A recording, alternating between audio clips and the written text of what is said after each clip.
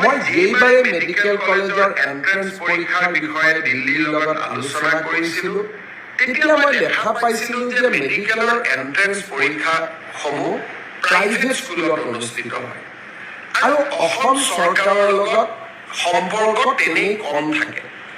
এডিআৰইৰ পৰীক্ষাত আমি যিমান কটকটীয়া নিৰাপত্তা কৰোঁ, মেডিকেলৰ এন্ট্ৰেন্স আটাইতকৈ ডাঙৰ পৰীক্ষা, আমি একো ব্যৱস্থাই লওঁ।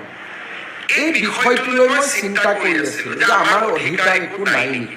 ধৰ্মেন্দ্ৰ প্ৰধান ডাঙৰীয়াক সুধিছিলোঁ যে মেডিকেলৰ এন্ট্ৰেন্স আমি চৰকাৰী বিদ্যালয়ত পাতিব নোৱাৰোঁ নেকি, আৰু মেডিকেলৰ এন্ট্ৰেন্স আমি কটকটীয়া নিৰাপত্তাৰ মাজত পাতিব নোৱাৰোঁ নেকি।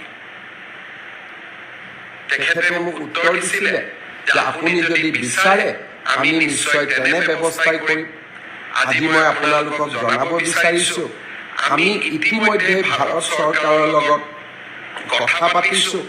অহা 5 মে অনুষ্ঠিত হ'বলগীয়া নীট পৰীক্ষাৰ চেণ্টাৰ আমি চৰকাৰী বিদ্যালয়সমূহত কৰিম।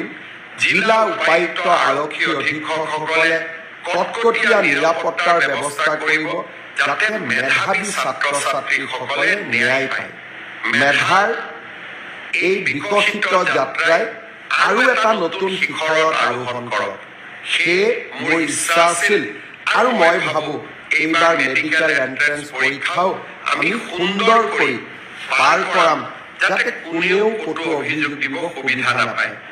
কোনোবাই কাৰোবাৰ নামত পৰীক্ষা বহে নেকি, আধাৰ চেকিং, বায়'মেট্ৰিক চেকিং আমি গোটেইবোৰ এটা এটাকৈ কৰিম যাতে এইবাৰৰ পৰীক্ষাৰ ফলাফলে এটা মেধাৰ কেৱল মাত্ৰ মেধাক প্ৰতিনিধিত্ব কৰে।